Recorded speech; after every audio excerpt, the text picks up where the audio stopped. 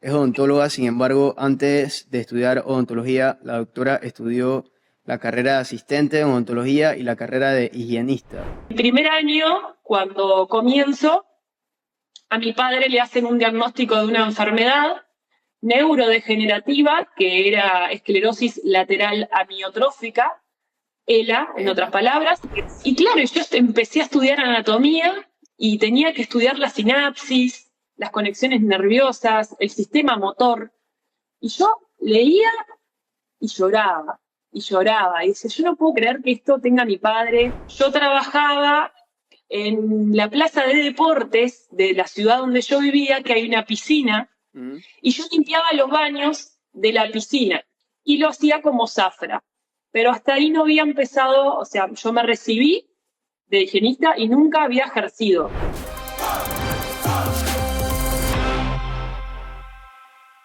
Este segmento llega gracias a nuestros amigos de Odontodent y Bioseguranza. Ellos cuentan con productos como el kit Twist Gloss de pulido y acabado para restauraciones de resina, que cuenta con 3 pulidores de resina, 2 pulidores espirales y un cepillo de pelo de cabra.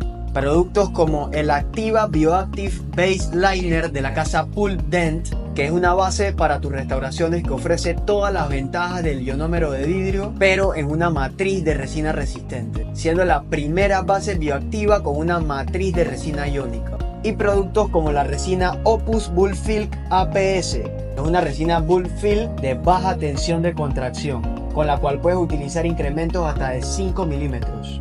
Recuerda que puedes contactarlos en Instagram en @odontodentpty o al 6204-5542. ¿Qué tal, gente? Bienvenidos a nuestro podcast Entre Colegas, donde siempre tenemos un invitado o invitada especial. Hoy estamos muy contentos de tener una modalidad nueva, primera vez que vamos a sacar esta modalidad online. Tenemos el placer de tener con nosotros a la doctora Ivana Radakovich desde Uruguay. ¿Cómo está, doctora? Hola, muchas gracias y muchas gracias por este contacto. Estoy acá en Uruguay pasando mucho frío, ahora que está súper frío, pero bueno, llevadero por el momento. Wow, nosotros acá, bueno, sobre todo yo en el set de Entre Colegas, eh, había visto sus redes. Me llamó mucho la atención el tema de, creo que es la primera vez que veo una odontóloga pues que se especializa en ver pacientes con miedo al odontólogo. La doctora pues tiene esta especialidad. La doctora ve pacientes con trastorno de ansiedad, que tienen miedo al odontólogo, temas psiquiátricos, pacientes de difícil manejo. Y esto a mí siempre me llamó mucho la atención su contenido, y pues hicimos el acercamiento en esta nueva modalidad y estamos muy contentos de tenerla aquí. También darle las gracias a nuestros patrocinadores, nuestra gente de Bucopollo aquí en Panamá, nuestra gente de Odontoden por creer en el proyecto y que poco a poco va creciendo. Vamos a empezar con el currículo de la doctora, que lo tengo por aquí como siempre. Una cuestión gigante. La doctora es uruguaya, es odontóloga. Sin embargo, antes de estudiar odontología, la doctora estudió la carrera de asistente en odontología y la carrera de higienista. Ejerció estas carreras a la vez que estudiaba para ser doctora en odontología. Aparte de esto, la doctora ha participado en diversos congresos en Montevideo, Uruguay. Tiene aquí curso para la comunidad, resucitación cardíaca, congreso, manejo de pacientes de alto riesgo, trabajo en salud con enfoque calidad de vida, curso de actualización sobre láser terapia, avances de la calidad de atención superior. Un montón de cosas aquí, la doctora, como todos los currículos que nos llegan aquí en el set de Entre Colegas. Entonces, cuéntenos, doctora, cuénteme su historia. ¿Cómo empieza esto de la odontología en su vida? La odontología surge cuando tenía 18 años y estaba por terminar el liceo, que acá se hace, sería secundaria, es hasta los 17 años, 18 generalmente, y yo no sabía qué hacer, ni a dónde ir. En mi casa nadie había estudiado nada, mi madre en realidad la única maestra. Después mi padre nunca, no soy hija de profesionales, nunca tuve idea que me gustaba la odontología. Me gustaba mucho la medicina, había elegido biológico, que acá tenés que elegir la rama, y me puse a buscar en un libro que en aquella época existía, donde habían trabajos. Era un diario donde salían los llamados laborales. Y veo que decía higienista en odontología. Y fue la primera vez que escuché esa palabra, no tenía ni idea de qué se trataba. Entré en internet a ver dónde se estudiaba, porque vi que habían 2 llamados laborales. Y dije, bueno, acá hay, por lo menos sé que hay oferta laboral. Y cuando encuentro la carrera en la universidad, eran 3 años, porque es una tecnicatura, y bueno, y ahí es cuando yo digo, bueno, son 3 años. De última, más de probar y que no me guste de trabajar en la boca de los pacientes, no va a ser. Y además que yo experimenté un trauma a los 9 años, cuando yo era chica, se me hizo una lesión de caries en una muela, porque yo siempre cuento a mis pacientes la historia de cómo un gesto de amor generó un gran trauma en mi vida. Mi padre, todas las noches, antes de yo ir a acostarme a dormir, a modo de amor de padre, ¿no? De amor incondicional, me dejaba a mí y a mi hermana un bombón abajo de la almohada. Entonces, Wow. era una marca de un bombón conocido, algo dulce, divino. Yo todas las noches me acostaba a dormir y metía la mano y sentía el bombón. Cuando sentía el bombón, decía, hoy vino mi padre por acá. El bombón Ivana, hacía papel de cepillo de dientes. Ivana, ya se había cepillado los dientes. ¿Y qué hacía con 8 años? Se comía el bombón. Y nunca le decían, anda a cepillarte. De ignorancia, no sé, falta de educación. Ya con 9 años tenía la pieza para extraer el molar 36, un molar inferior gigante, uno de los primeros dientes permanentes que sale en nuestra boca. Y allá empecé con tremendo dolor al tiempo. Bueno, después resulta que terminó en una extracción que el odontólogo que me saca el diente no me lo pudo sacar porque se ve que estaba tan cariado que intentó, yo era fatal, me acuerdo de escupirle en la cara, de morderle los dedos, era la paciente pediátrica que es un demonio, la que decís, más le vale que no vuelva más, esa era yo, y a partir de ahí empiezo a tener miedo al dentista. Entonces, yo a partir de ahí fue como que me empecé a cuidar un poco más, pero yo seguía siendo niña. Y de adolescente me costaba el hábito de cepillarme todos los días pese a ese trauma. Cuando voy a buscar a internet, que era en facultad de odontología, dije, bueno, quizás esto me ayude a trabajar con personas que tienen el miedo que yo misma siento.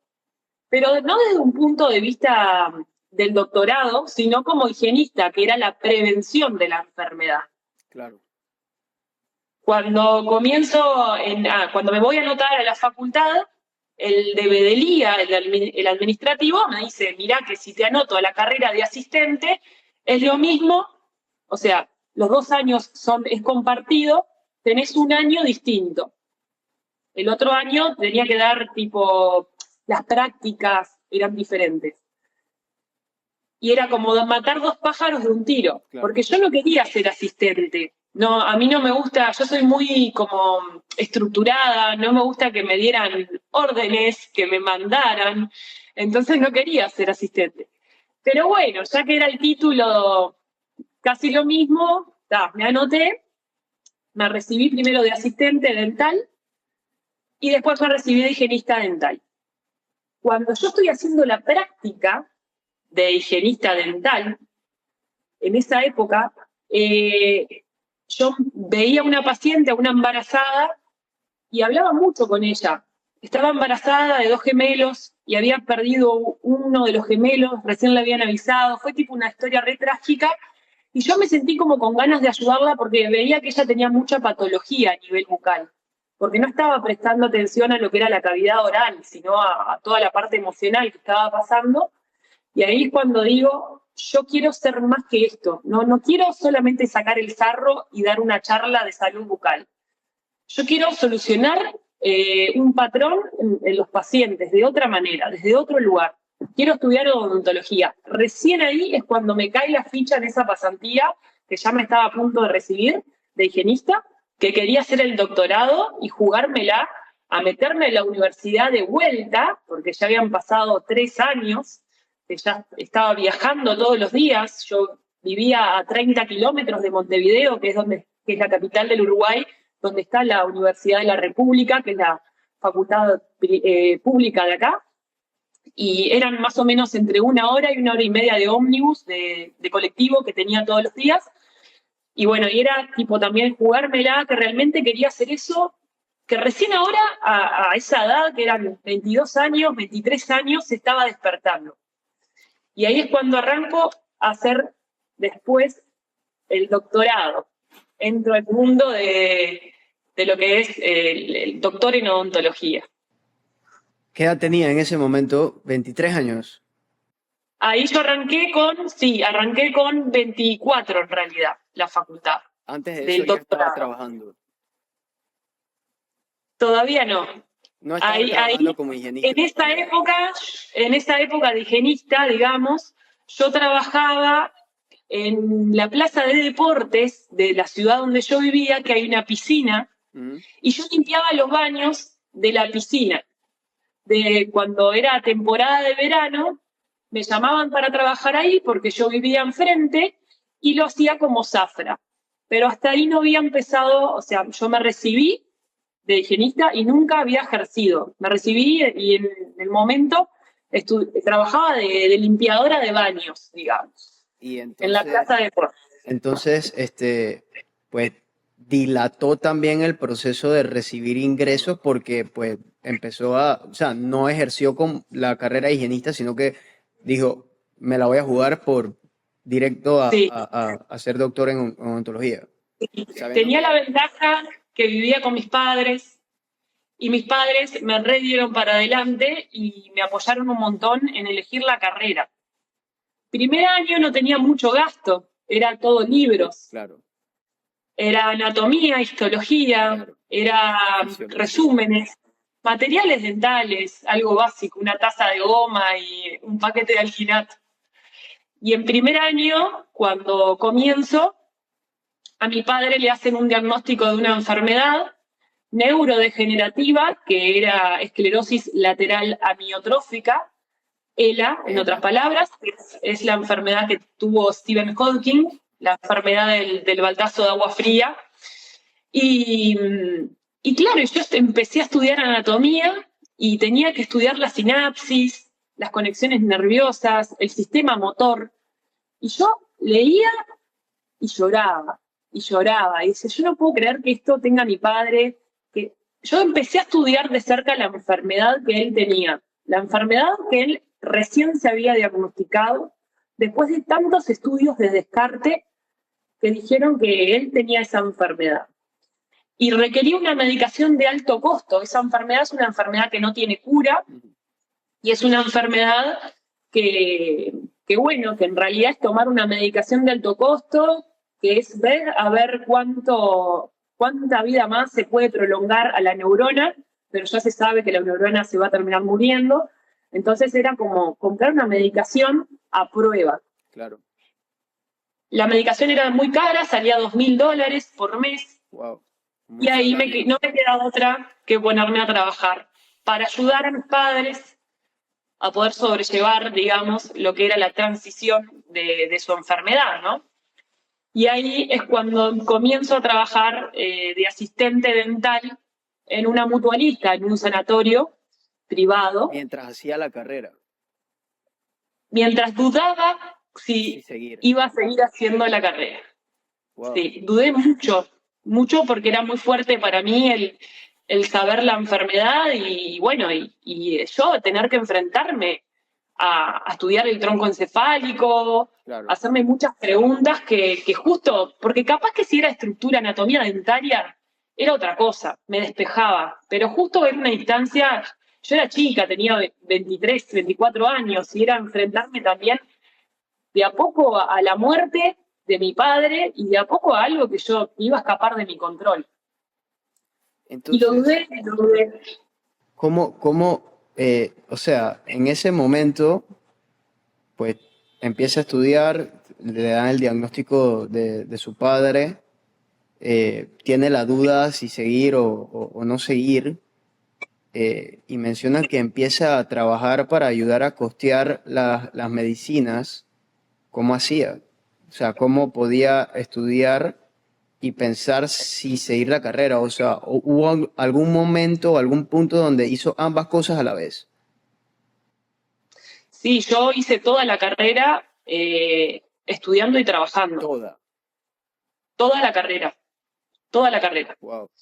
Yo estudiaba de noche. Acá tenemos la odontología, el servicio, digamos, nocturno, Ok. que es a partir de las 19:30 horas la clínica, hasta las 11:30 de la noche, o sea, hasta las 22, 22:30, 23, 23:30. A veces me quedaba hasta la 1 de la mañana, dependía el día, la materia que tenía. ¿Y a qué hora empezaba a trabajar? Llegaba a mi casa a la 1 de la mañana, me ponía a estudiar tomando Coca-Cola, la odontóloga adicta a la Coca-Cola, porque en esa época no me gustaba el mate. Ok. El mate es la bebida uruguaya Sí, sí, y argentina sí, también. clarito. Uruguay, No me gustaba mucho el Paraguay. mate. Entonces tomaba Coca-Cola. Ok. Y estudiaba como hasta las 5 de la mañana, me acostaba, dormía 3 o 4 horas y a las 8 empezaba a trabajar hasta las 14. Acá en la salud se trabajan 6 horas. Entonces trabajaba de 8 a 14, 8 a 2 de la tarde y de ahí tenía un rato para almorzaba, almorzar, descansar un poco. descansaba y me tomaba el ómnibus y me iba para Montevideo, a la clínica. Ah, el trabajo era lejos de la clínica, de la universidad. El trabajo era a 2 cuadras de mi casa, pero mi casa estaba en Pando, que es la ciudad a 30 Ok, kilómetros de Montevideo. ya. Hacía todo la ciudad y después me iba a estudiar todos los días a Montevideo. Todos los días. Y no había Zoom, no había virtualismo, no había nada. Y ¿Cuánto tiempo fue esto? era, 5 años. Allá son 5 años, estos 6 fueron años. 5 años, 5 años. sí, 5 años. Y grababa las clases con una grabadora. Entonces, cuando me venía en el ómnibus, me venía escuchando de vuelta el teórico para estudiar, digamos, con la memoria, ¿no? Y ejercitar. Llegaba, transcribía todo lo que me acordaba, Ya. me acostaba un rato, iba a trabajar, seguía transcribiendo en el trabajo en cuanto podía, estudiaba mucho en el trabajo, como era asistente, también siempre tuve la oportunidad de preguntar y preguntar y preguntar a los odontólogos y ver también lo que es la odontología de facultad académica y la odontología real del día a día de un Que no tiene sistema nada de que ver, salud. o sea, es otra cosa. Es lo blanco y lo negro, claro, es Total. totalmente.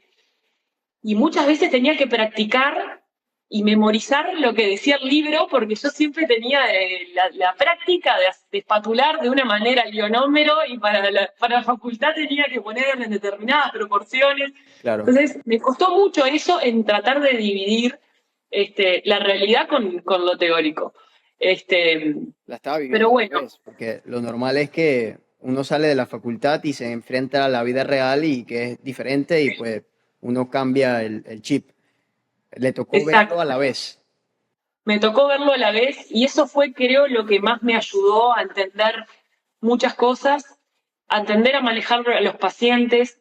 Yo era asistente de un servicio mutual, un servicio donde el paciente llegaba 1 minuto tarde, yo le tenía que decir, señor, el doctor no lo puede atender porque usted tenía a las 10 de la mañana y son 10:02 y ya se le pasó su turno. Wow. Tenía que enfrentar problemas, circunstancias, hacer un control del stock, hacer un control de vencimientos de materiales, a preparar la agenda, esterilizar, descontaminar. Soy muy obsesiva con la esterilización porque, claro, yo ya lo tengo Claro. incorporado, el descontaminar, el sacarte los guantes, no tocar. Es como que también en ese sentido me fui como emparejando, digamos, hacia lo que realmente se debe hacer por el uso y cuidado del paciente y profesional, la contaminación y cruzada y bueno, y todos esos aspectos siempre los tuve muy bien incorporados. En facultad los profesores siempre me decían, ¿y vos trabajás en algún lado? Porque te desenvolvés muy bien trabajando sola. Yo siempre me gustó trabajar sola. Era como que a veces te ponen algún asistente, pero era como que yo, no, yo patulo, decía, ¿viste? No, trataba siempre de resolverlo yo misma. Claro, porque ya lo hacías en el trabajo. O sea, la parte quizás manual también la tenías un poco más desarrollada Claro, que el resto de sí. de los compañeros, ¿no?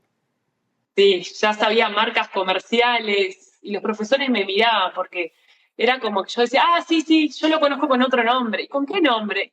Ya te quedan mirando porque era ahí. ¿Y esta cómo sabe? ¿Con qué odontólogo trabajará? Entonces, pregunta, ¿cómo es allá?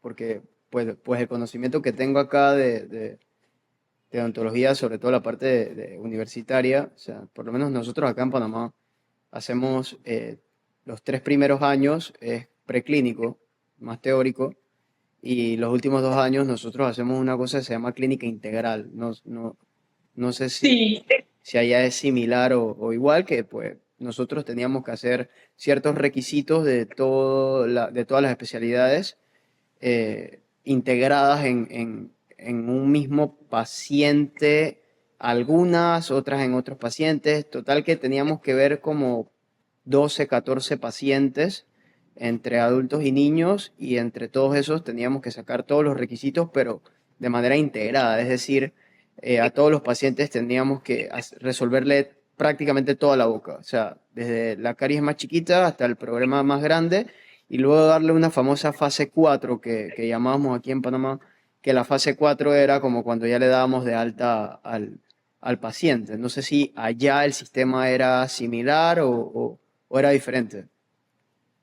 acá es similar, pero no es integrada que vos le tengas que hacer. O sea, el paciente para hacer una endodoncia, un tratamiento de conducto, se supone que no puede tener sarro. Ajá. Tiene que haber existido la terapia básica, no importa quién se la hizo. Ujú.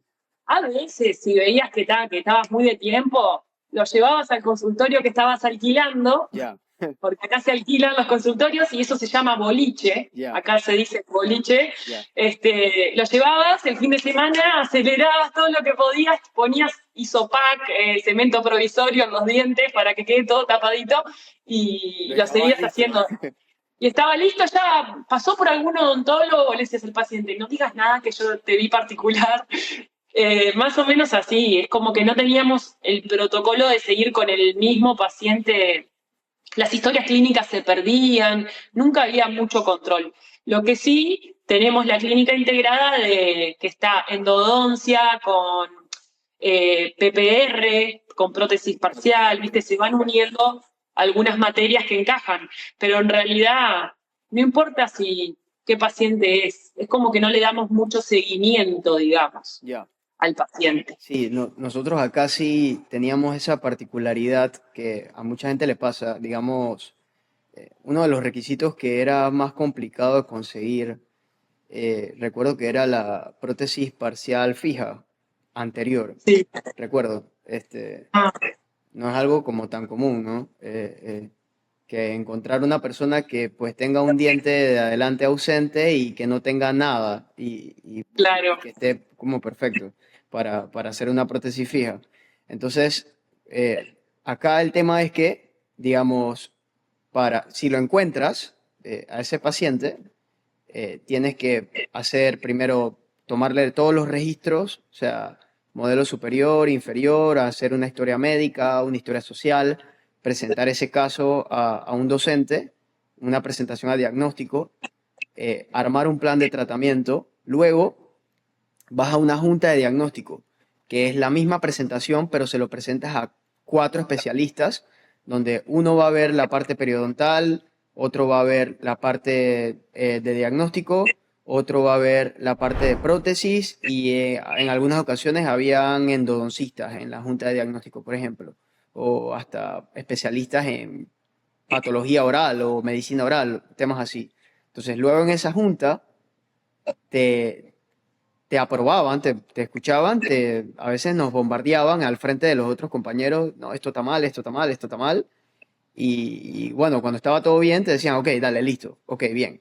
Pero no ibas directo a la prótesis. Tenías que hacerle profilaxis, todas las Claro, restauraciones.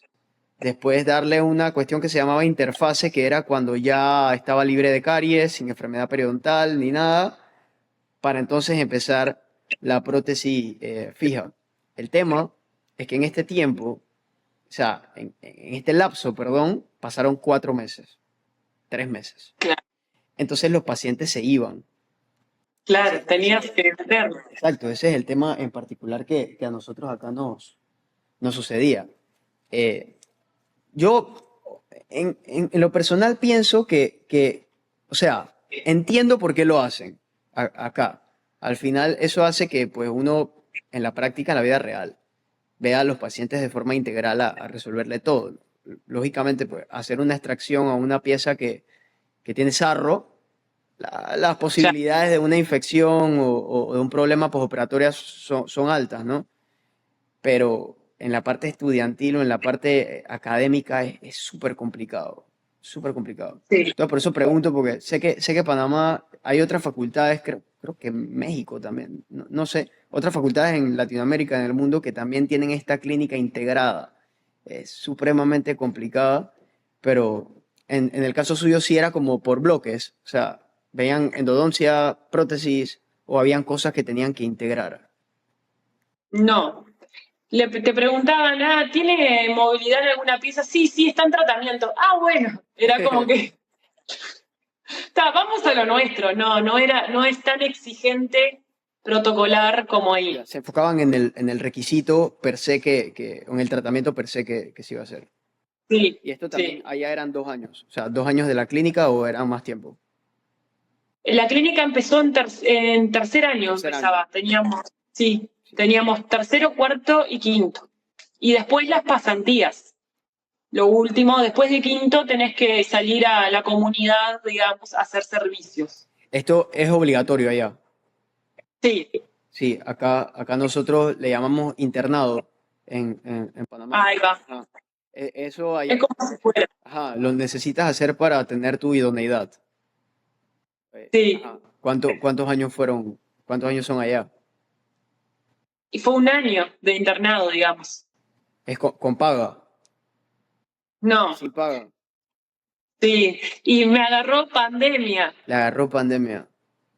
Lo peor que te podía pasar. Porque no se atendía. Te mandaban a tomar la temperatura a la puerta de los hospitales. Porque Le cuento. fue Te difícil. cuento, a mí también me agarró mi internado en pandemia. Estoy así de relajado gracias a que todos los equipos de mi clínica dental están en orden gracias a los amigos de SMM. Ellos cuentan con servicios correctivos para todos tus equipos, resolución de urgencias inmediatas, marketing olfativo, sistema de checklist de intercomunicación, suscripción preventiva para todos los equipos de tu clínica y lo mejor, opciones de financiamiento. Síguenos en @smm.pty. ¿Qué pasa? Que acá son 2 años. Pero bueno, digamos, es con paga, por suerte. Ay, por suerte. En mi, Acá no. en mi primer año de internado, pues casi no saqué muelas. Me dediqué a hisopar. Hisopaba, Claro. sí, hisopados de COVID y digo, no se podía atender, ¿no? O sea, No, acá igual. allá igual. ¿Y qué tal? Pero para no atrasarte, te hacían hacer algo para que hagas algo. Entonces tomábamos la temperatura con el termómetro a los pacientes cuando entraban a un hospital. Entonces terminó ese año ¿cómo me dijo que se llamaba ya? Pasantía. Pasantía. Ok, hizo la pasantía un año en tiempos de COVID. ¿Y cuándo la terminó? ¿En qué año? La pasantía la terminé en el 2022. Ok, hace 2 años. 2 años cuando me recibí, con eso me recibí. Y tenemos tesis nosotros acá, Ok. Sí. que, Hacen que está, un estudio de investigación. sí, mi generación fue la primera en presentarlas. Es como que se les ocurrió justo que mi generación tenía que hacer la tesis, el estudio de investigación. Sí, acá nosotros igual haces un estudio de investigación, también es un protocolo ahí que realmente nos dan la idoneidad cuando terminas ese estudio. Entonces, terminó todo eso y salió a la vida real y ¿qué hizo? ¿Cuál era la meta? ¿Cuál era el plan? Y la meta era entrar a trabajar en donde yo trabajaba de asistente Ok, como odontóloga, ok, porque hacía muchos años que yo ya estaba. Y la idea es que vos como que avances en la vida. claro. El tema que, bueno, mis compañeros no les gustaba mucho la idea porque, bueno, yo tenía muchos años de antigüedad, entonces no me apoyaron mucho en la decisión mis compañeros de trabajo de aceptarme a mí a trabajar dentro de la institución. Fue una cosa que me pasó, que el universo me estaba diciendo que yo no sirvo para estar en un sistema, yo no me adapto a un sistema de salud, en otras palabras. Es como que yo trabajo otro tipo de odontología, no puedo hacer una extracción en 20 minutos, no puedo hacer una resina en media hora. Eh, yo quería estar ahí porque era mi zona de confort, porque hice toda la carrera estudiando y trabajando ahí, pero el universo me ponía a prueba de que no era para mí ese lugar y yo me negaba. Yo quería estar ahí hasta que un día mi hermana, que ella es muy espiritual y muy de las energías, y muy del darse cuenta de muchas cosas, ella me dijo, mirá Ivana, que tu camino no va por trabajar como odontóloga para un sistema, está para trabajar para los demás, sí, como te gusta, pero como sos vos, no dentro de una estructura social y más en ese ambiente que ninguno trabaja como vos, porque en realidad eran personas, odontólogos grandes, de 50 años, 60 años, que solamente dependían de la institución y yo ya me estaba acoplando a ese ritmo de depender de otros y no jugármela por el miedo de lo que es un salto al vacío del emprender. Claro. Entonces, ahí es cuando, gracias a mi hermana, tengo la decisión de renunciar a esta zona de confort A la bendita y estabilidad. a la bendita estabilidad económica, emocional, Claro. no tengo responsabilidad de esta, o sea, tenés responsabilidad sobre el paciente, pero en realidad no es tanta la responsabilidad porque no es tu cara. Y bueno, y ahí es cuando renuncio y digo, ¿y ahora? Cuando yo ¿Había renuncio, plan bueno, a todo esto mi padre falleció, en paréntesis, en ese momento? no, antes de que yo me recibiera. Wow. Cuando yo estaba en cuarto año, mi padre empezó a quedar mal, y yo no tenía feeling con la profesora de prótesis parcial de PPR, no tenía feeling. Tomaba una impresión y me ponías, acá la nota es del 1 al 12, el 6 es lo aceptable, ya 5 es regular, y tomaba una impresión y me decía, ay, no, esto está arrastrada, 5, le ponía 5. De entrada ya tuve como, yo sufría, sabía que llegaba el día de PPR y sufría. El día antes no podía dormir, fue muy frustrante eso. Y a su vez en mi casa mi padre la estaba pasando súper mal y yo sabía que eran horas o meses o semanas lo que me quedaba para estar con mi padre. Entonces ahí, en esa época, yo dije, a ver Ivana, ¿es perder tiempo yendo a facultad a esta materia que te está haciendo sentir mal? ¿O es dedicarle las últimas horas o días o meses o quizás el último año de vida de tu padre, porque ya sabía que la enfermedad él ya estaba en un estado vegetal consciente, porque es una enfermedad que estás siempre consciente y él incluso no perdió el habla hasta ningún momento. Y ahí yo puse la balanza y dije, no quiero perder ningún otro jueves más en facultad con esta persona, con esta profesora, que definitivamente tiene un problema conmigo. Abandono PPR. Y ahí fue cuando yo nunca perdí un examen en facultad. Yo siempre fui muy exigente conmigo misma, soy muy exigente conmigo, y era como eso del orgullo de decir, abandono, qué bajón. Abandonó. Y dije, sí, abandoné PPR, solo PPR. Solo prótesis. Seguí yendo a las otras, sí. Y le dije a la profesora que no iba más a partir de hoy. Me temblaba el cuerpo cuando le dije. A partir de hoy, profesora, vengo a decirle que no vengo más porque estoy con un problema personal muy, muy bajón en mi casa y prefiero no venir más. Me parece bárbara la noticia, Radakovich. Le dijo y se eso. rió. Sí. Hasta hoy me acuerdo de la cara, que me felicitó por haber abandonado. Wow. Me corría todo por el cuerpo, me largué a llorar, me fui, lloré en facultad, llegué a mi casa. La siguiente semana fue jueves. Estuve con mi padre esa noche, agradecida de poder estar ahí y no estar en facultad. Y el sábado falleció mi padre. O sea, me liberé, literal, de las dos cosas. Porque era muy fuerte para mí ver a mi padre mal todos los días. Yo llegaba de noche de la facultad directo a ayudar a bañarlo, a afeitarlo. Siempre también llevé, los últimos años de carrera fueron como los más difíciles para mí. Claro.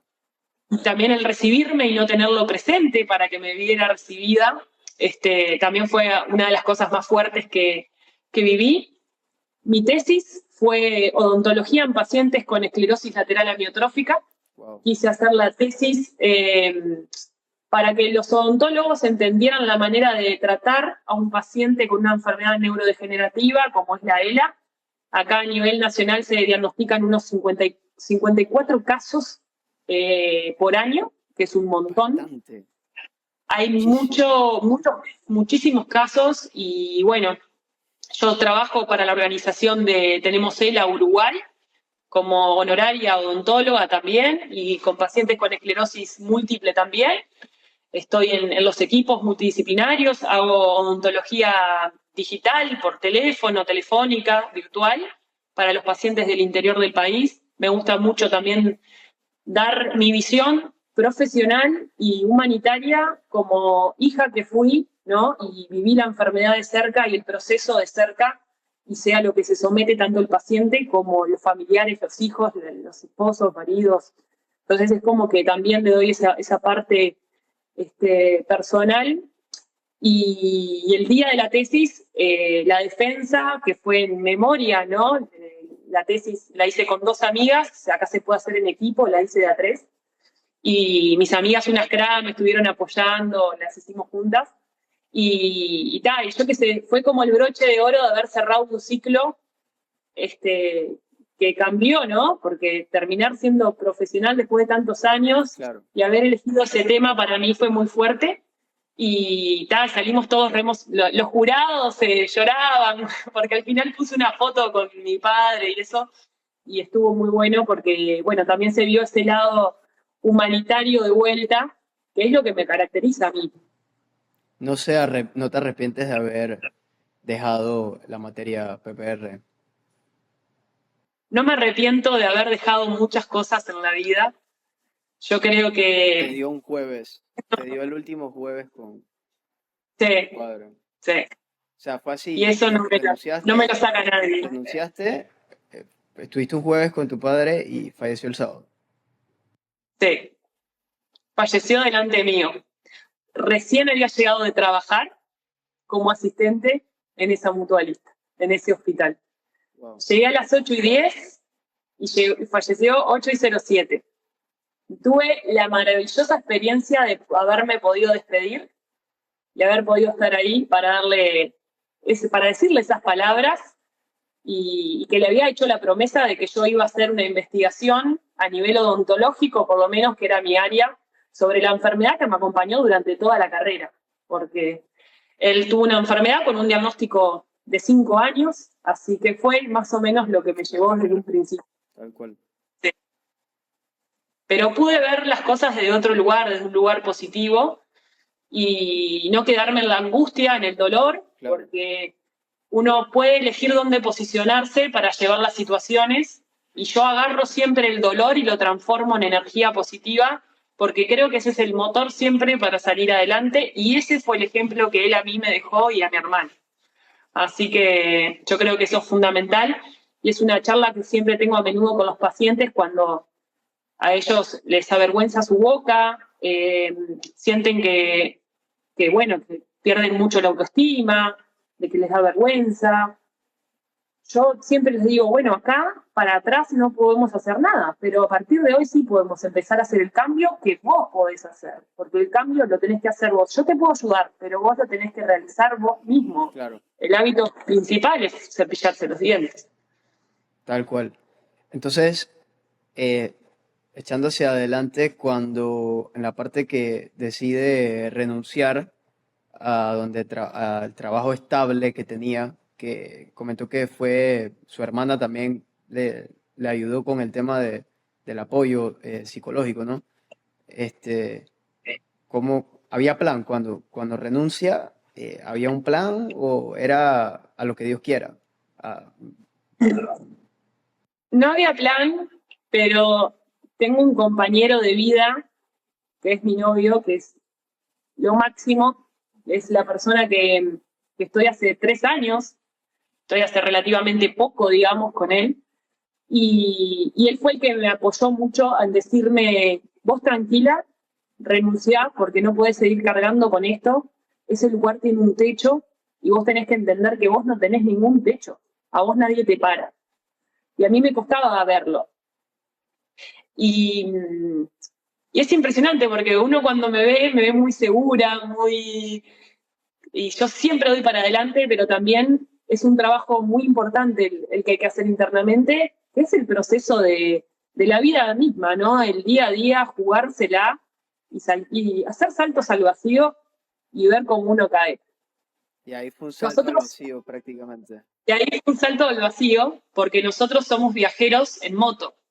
Con mi novio, desde que empezamos a conocernos, a salir, viajamos en moto, y él tenía una moto grande, y me dice, vamos a jugárnosla, vendemos la moto, y con esa moto pones el consultorio en el fondo de casa. Y Y yo le digo, se la jugaron. Vendieron la moto.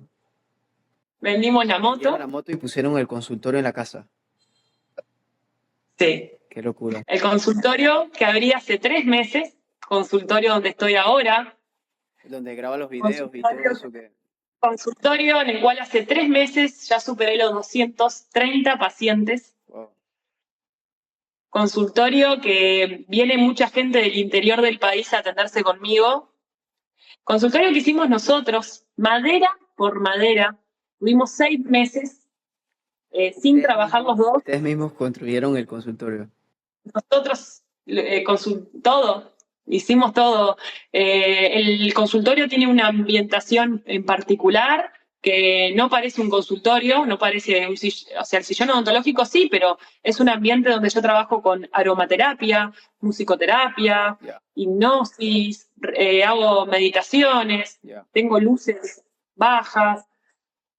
Entonces fue darle también esa ambientación fuera de lo común para que el paciente se sintiera distinto a lo que es un consultorio odontológico común, digamos.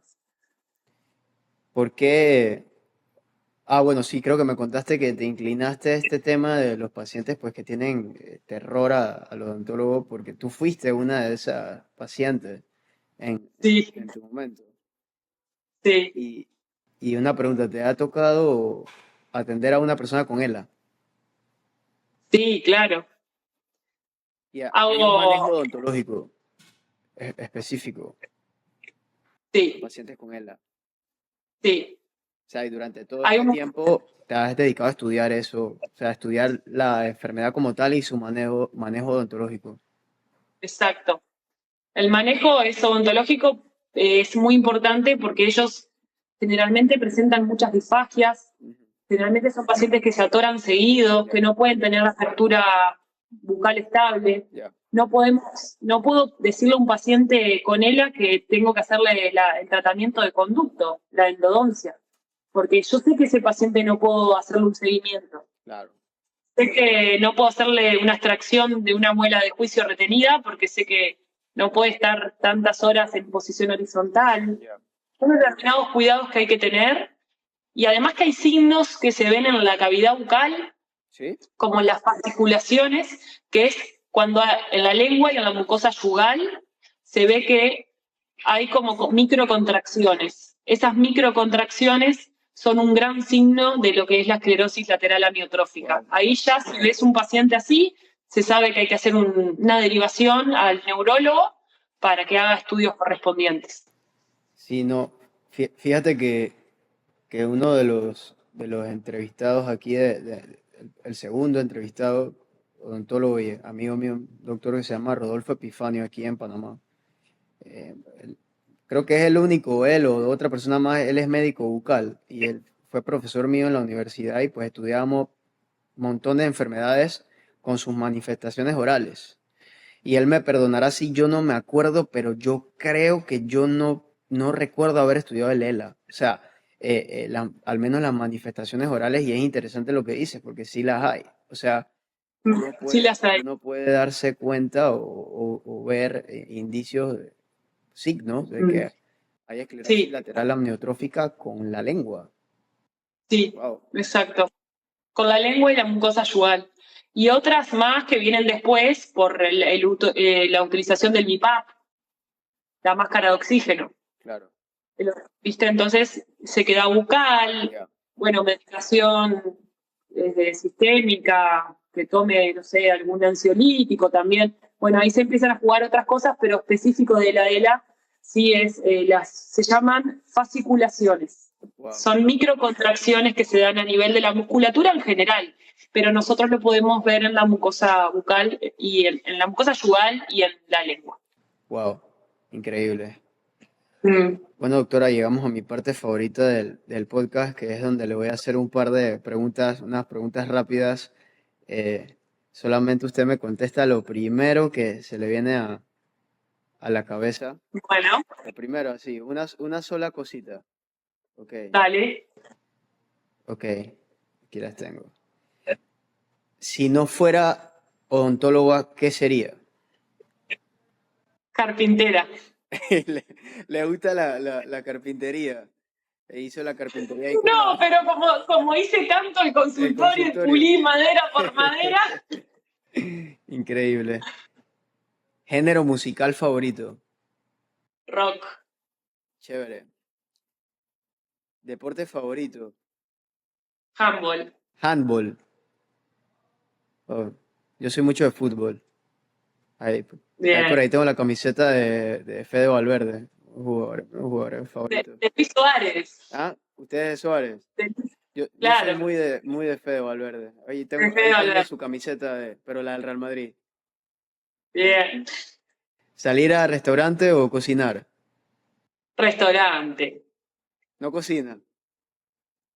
Sí, pero bueno, si podemos salir mejor. Ah, pero Porque trabajo en mi casa, el consultorio es en casa. cierto, cierto. Salgamos un poco. Cierto, cierto. ¿Leer o ver películas? Ver películas. ¿Alguna especialidad en particular de la odontología que más le guste? Odontología forense. Oh, le gusta esa parte. Es, in- Sí, es increíble. A veces le cuento a algunos amigos que no son odontólogos, les digo, por lo menos acá en Panamá, el puesto del odontólogo forense está por encima que el del médico forense. Y ellos me preguntan por sí. qué. Y yo les digo, ya te diré que lo único, o sea, si a una persona se está en un incendio y se quema, lo único que no se le quema son los dientes. Corrientes. Exacto. Exacto. Bueno, doctora, buenísimo. La verdad es que impactado con su historia, increíble. La verdad, no me lo imaginaba tan increíble. Creo que es un... Me quedó, Alex, la frutilla de la torta, que sabes que me estoy dando cuenta ahora, que nunca te conté que yo tengo artritis reumatoidea en las manos. ¿En serio? Y me la diagnosticaron cuando tenía 14 años, así que no existen los límites para mí. A veces tengo empujes cuando, mirá cómo tengo las manos en este momento, porque acá hay mucha humedad en Uruguay. El clima ayuda a las articulaciones a inflamarse más rápido y acá muchos adultos mayores siempre en invierno presentan problemas articulares y a veces hago cirugías y me canso y los pacientes ya lo saben, entonces me tienen mucha paciencia, pero también eso, ¿no? Dar el mensaje de que en realidad yo ya sabiendo que tenía esta enfermedad, así quise empezar una facultad y la mente es mucho más fuerte que nuestro cuerpo. Y a trabajar Así con que las yo creo, manos. Wow. sí, exacto. Nosotros acá, Yo creo que la mente, ¿eh? sí, que la mente, ajá, me decías que la mente es Que como me decía mi tía cuando yo era chica, que la mente mueve montañas. total. Que es que si vos lo creés, vos lo creás. Y bueno, es un poco por ahí, ¿no? Sí, sí, Trabajar nuestra mentalidad frente a la vida misma y más frente a la profesión. claro, sí, si cabe en tu mente, cabe en tu mundo. Total. Exacto. Mm. Nosotros acá en el set siempre le pedimos un mensaje de cierre al invitado, ¿no? Porque pues particularmente acá yo me ha tocado pues ver compañeros que renunciaron, compañeros que nunca se graduaron, compañeros que se graduaron y no saben qué hacer, compañeros que se gradúan, ya trabajan, pero aún no saben qué hacer o presentan ellos mismos se ponen muchas limitaciones. Muchas veces pues la vida así nos las presenta. Me ha tocado también conocer muchas personas odontólogas que nunca ejercieron la profesión o que la ejercieron por un tiempo y dejan de ejercerla porque, digo, es una carrera compleja que también requiere un esfuerzo físico, ¿no? Entonces, esta persona, a este joven que, qué sé yo, 20, 21 años en medio de la carrera, que está pensando en desistir o simplemente no le va mal, pero no se ve futuro en esto, hay veces también profesores que no colaboran tanto. ¿Qué le dirías a esta persona? Yo creo que es parte en realidad de la vida, porque todos tenemos obstáculos en la vida. La universidad es una visión de lo que es la vida misma, ¿sí? Total. Y todos tenemos obstáculos dentro de la facultad. Muchas veces no lo contamos, pero muchas veces nos frustramos por dentro. Y yo quise dejar la facultad más de 5 veces seguro.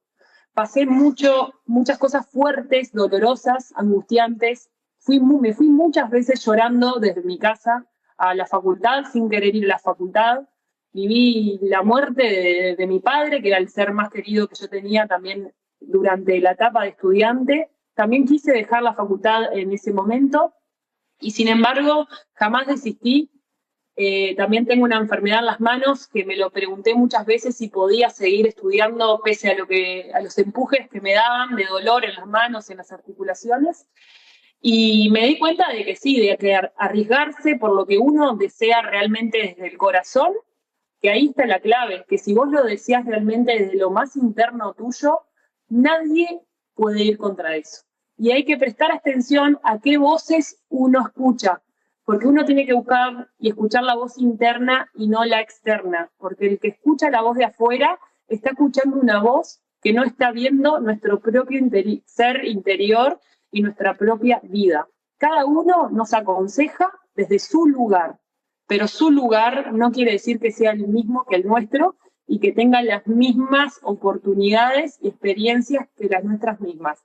Entonces, si tenés un sueño, si tenés un objetivo, hay que romper con creencias limitantes y ir por eso. Porque realmente que cuando lo lográs, dormís con la cabeza tranquila y lo haces con una felicidad que eso nadie te lo paga ni nadie te lo puede dar. Es solamente jugársela y experimentar, porque vivimos solo una vez. No vamos a repetir nuestra vida. No hay que perder el tiempo. Buenísimo, doctora, increíble. La verdad es no yo estoy impactado con su historia, una de las historias Bueno, más ok, impactantes de aquí en nuestro podcast y buenísimo porque siento que al final es lo que cumplo mi objetivo. O sea, mi objetivo siempre fue pues ver una persona que de repente ahora está en redes, se ve todo bonito, habla bonito, hay un trasfondo, ¿no? Y siempre hay una historia y crear este espacio para contar esas historias siempre fue nuestro objetivo principal. Eh, y definitivamente que en este episodio se ha cumplido a cabalidad. Así que le agradezco mucho haber aceptado la invitación de nosotros y haberlo hecho real. Y nada, buenísimo, doctora. yo les agradezco a ustedes y por supuesto, Alex y equipo, si vienen a Uruguay y a todos los que nos estén escuchando, escríbanme, por favor, tienen que venir a conocer toda esta obra que hicimos nosotros y van a ver cómo uno siente la energía del lugar. Estamos a 2 cuadras de la playa, dos Wow, cuadras del mar. Hay mucha energía acá y realmente es muy necesaria para poder trabajar con los pacientes la energía positiva. Así que los invito a todos a escribirme si saben que van a venir a Uruguay y van a ser siempre muy bienvenidos y siempre voy a estar a las órdenes para todos buenísimo, ustedes. doctora. Muchas gracias y gente, gracias por la atención. Suscríbanse, compartan nuestro contenido. Los que creen en el proyecto, mándenselo a las personas que creen que les gustaría. Apóyennos con los likes, compartiendo el contenido, suscribiéndose al canal de YouTube. Y muchas gracias a todos.